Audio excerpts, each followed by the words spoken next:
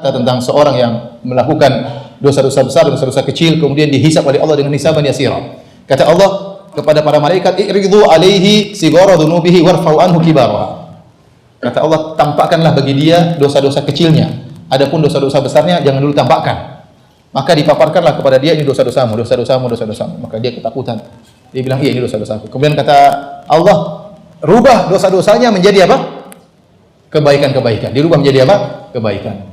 Kemudian setelah itu dia berkata, "Ya Rabbi, qad amiltu asya'a la araha hahuna."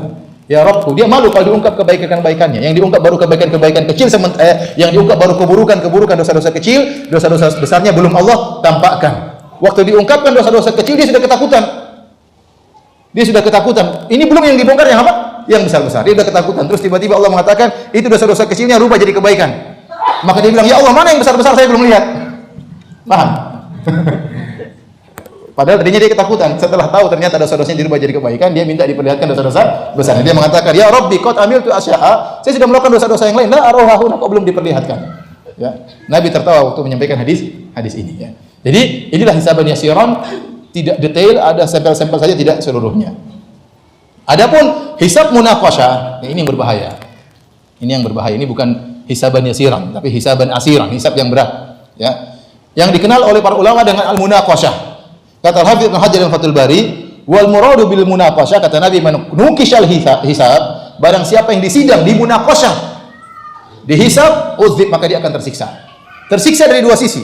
Pertama tersiksa, dia tersiksa tatkala diungkapkan kesalahan-kesalahannya. Akhi, kita akan malu. Kalau Allah bilang kau pernah begini, kau pernah begini. Kalau disebutkan cuma beberapa, kita sudah malu luar biasa. Apalagi kemudian diungkapkan dengan banyak dosa. Bagaimana lagi dengan seluruhnya? Bagaimana lagi kalau dilihat oleh orang banyak? Rasa malu yang luar biasa. Tatkala dibongkar, diaudit itu, jadi saya boleh katakan hisab itu dalam bahasa kita audit, karena kita akan diaudit oleh Allah Subhanahu wa taala.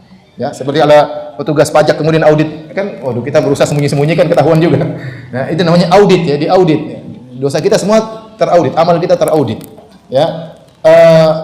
Apa namanya? Dia akan tersiksa di dua sisi. Di sisi pertama, tatkala diaudit dengan detail dia akan tersiksa.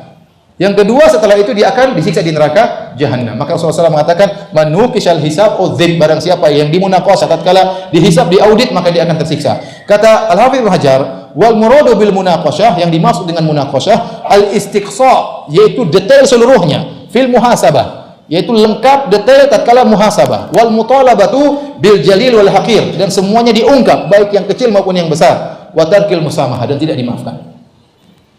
Jadi dipermalukan oleh Allah Subhanahu wa taala. Wal iyadzu billah, semoga kita dihisab dengan apa? Hisab yang mudah. Allahumma hasibna hisaban yasira. Amin ya rabbal alamin. Nah, barang siapa yang memurnikan tauhid, dia akan selamat dari dua hisab ini. Tidak dihisab dengan hisabul munaqasyah, tidak juga dihisab dengan hisaban apa? Yasira. Tidak dihisab langsung masuk surga. Ini kenikmatan yang luar biasa. Hisaban yasiran saja orang malu. Allah, bukankah kau pernah begini? Bukankah Allah pernah begini? Itu sesuatu yang memalukan. Makanya Allah mengatakan di antara syu'umul maksiyah, di antara keburukan maksiat itu, meskipun ya mungkin kita sudah meninggalkannya, ya, di antaranya diungkap oleh Allah Subhanahu wa taala. Dan ini cukup membuat kita malu di hadapan Allah Subhanahu. Meskipun tidak ada yang lihat antara kita dengan Allah, itu sudah bikin malu. Apalagi kalau diungkap di hadapan khalayak, wal iyadzu billah.